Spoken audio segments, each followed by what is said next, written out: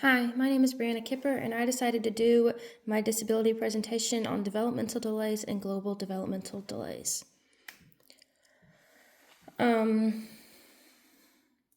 Developmental delays is when you have one delay, either speech or communication or gross or fine motor. Global developmental delays is when you have two or more delays, which could be autism with a smaller delay, or it could be Down syndrome with autism, and many other variations too. Descriptions of disability including common characteristics is noticeable delays in motor skills, language and communication delays, difficulty with problem-solving skills, difficulty with social skills, challenges with memory, needing assistance with everyday tasks, and challenges with education. The development of the child and how it is affected is in all the different developmental domains, which is gross motor, fine motor, social emotional, language, communication, and so forth. There are assessments and evaluations that are done on the child to see where they are behind developmentally so that the goals can be made to help the child where they need to be helped. They do vision testing sometimes to see if their vision could be part of the problem, and there are psychiatric and behavioral assessments that's done on them too. If it is determined that they need the help, then they get early intervention from therapists. The therapist could be physical therapist, an occupational therapist, a speech therapist, a language therapist, or a DI who comes in and helps the children. Different types of disabilities for developmental delays or global developmental delays are developmental delays in which a child has one developmental delay. Global development is two delays in two or more areas. Speech language delay, Fragile X syndrome,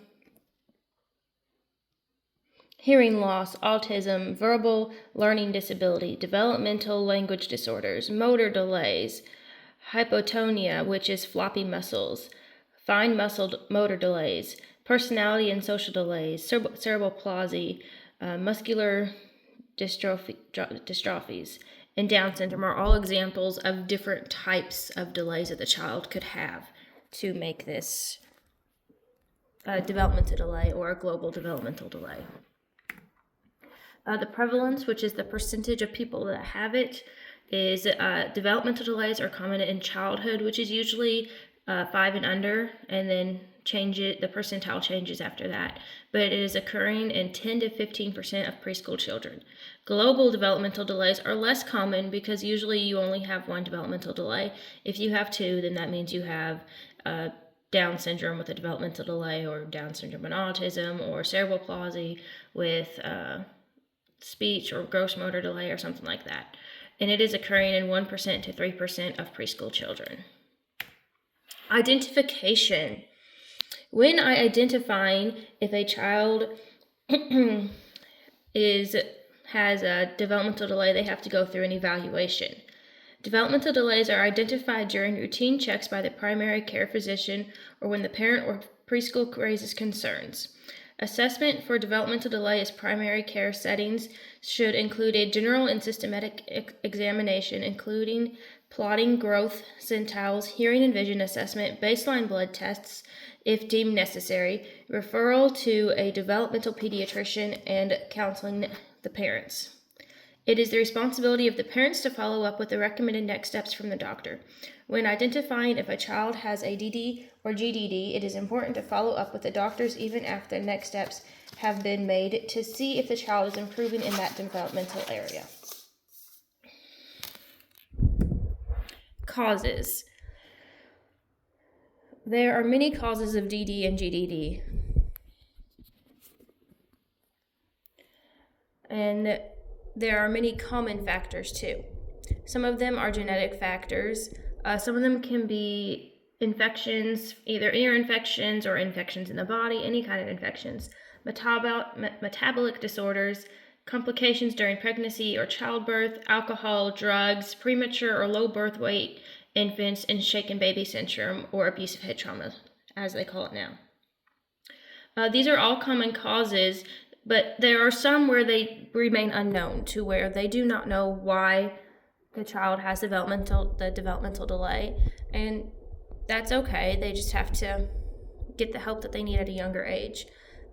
If the parents it is the parents' responsibility to advocate for their child to get their best care possible. Special considerations. Finding out your child has ADD or GDD can be scary, but with early interventions, the parents' help, they can reach their full potential because a child's brain grows rapidly in the earlier years of life. Excuse me. When a child is diagnosed with any developmental delay or anything that can change the family's life, it is hard on the entire family.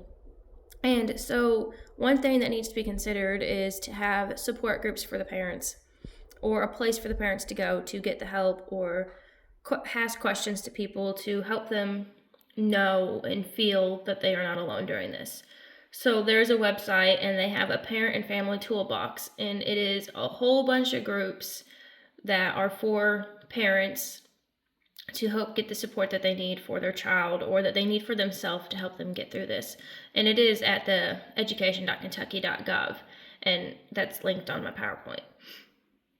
Another thing that it should be considered is that when a child comes into the school, if they have a developmental delay or any kind of delay, is to make adaptations to the classroom or the materials so that it makes it easier for them to use. So if there is a child who his vision is off or is kind of can't see, then maybe find a way to print Braille on the book so that the child can use it. Or if a child has a hard time using steps, then maybe make it to where they have a ramp, or where the teacher helps them to the steps, or a way to get to the spot without using steps. If the child's fine motor skills are not where they should be, then maybe have clothespins on a book to help them turn the pages to help them get to where they need to be. Another adaptation could be for a child who is nonverbal, having a book to have in front of them so they can point to pictures of what they need, or teach them sign language so that they can sign for what they need, so that they're still getting what they need and not getting frustrated, but still learning in the process. Making adaptations for a class is very, very important because it can help them grow and learn just as much as anyone else. So in 3rd grade, I was diagnosed with learning auditory processing disorder. When they first examined me, they decided they wanted to diagnose me with ADHD. My mom got the books, read up on it, and was like, no, my daughter does not have ADHD.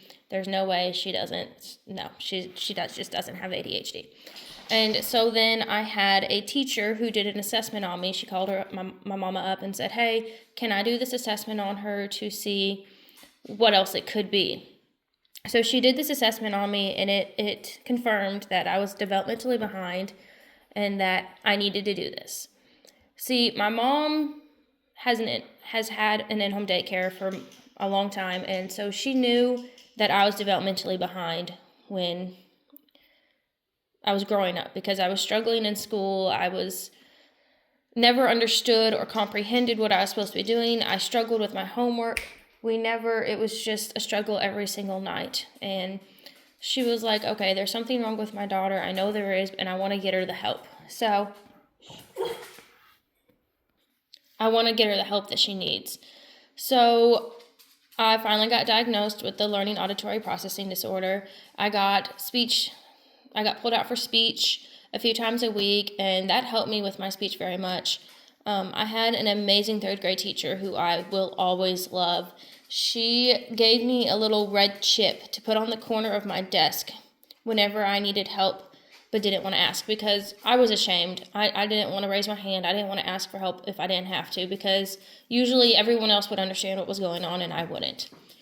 So I'd put it at the corner of my desk, and she would stop the class and come over and let me ask my question, answer my question, and then start the class back up. She would always make sure that no matter what, I was helped and that I got through the class. And the best teacher I've ever had. I ended up getting her for 4th grade too. She went up, and I will always be thankful for that. I then got a tutor through the Orton Gilliam approach, and she really helped me. She used textures, cross-body memorization, red words, which is where, like, you have there, and there, which all of them are said the same way, but they're all spelled a different way. And for a person who has learning auditory processing disorder, which later I was diagnosed with dyslexia, but for this, it is hard to know the differences between the there, and there, and which one to use and everything. So those are considered red words. She also gave me overlays, colorful overlays to put on my book so that the words wouldn't jump all over the place, so that I knew what I was reading and that it went in a straight line and the letters were less confusing. To this day, I still have problems with it, and it's frustrating sometimes, but I know that if I use my techniques that I learned growing up, that I can get through it and I can make it out stronger, because I was given the help that I needed growing up, which made it to where I knew that I could grow and learn if I was encouraged. I truly believe that children with developmental delays of any kind need to be included in class, just like I was, and they need to be encouraged that they can do things, no matter how hard it seems to be, that they can do it, and that they can do hard things with the right help. I firmly believe that there would have been times in schools that I would have given up if I didn't have the help and support that I had. And I'm so very thankful for all of them. And those people who helped me more than anyone, I will never forget, and I will never forget what they did. So I want to be able to do this for children, and I want to be able to help them the way that I was helped, so that they believe that they can do more than what they can be put up to sometimes. An adaptation that I made for one of my kids in my class who had problems turning pages of the book is I put clothespins at the corner of each page to help with their fine motor skills. And as she started to figure it out, it got easier for her, and it made it to where she can actually turn the pages now. But here's the book, and all you do is you just grab the clothespin and you turn the page. Read the book, the page. Fuzzy, friendly little cub, ready for a bear hug. Grab the pen, turn the page. It also makes it to where there's like a little gap between each page so that you can put your little fingers in there to help you turn the pages. And I feel like this really, really helped her grow and gained her confidence on being able to turn the pages. As she was able to figure it out, I changed it to paper clips so that there was a smaller gap until she was able to turn the pages on her own. She now reads books on her own, has no problems, and loves books. Thank you so much for listening to my presentation on developmental delays and global developmental delays.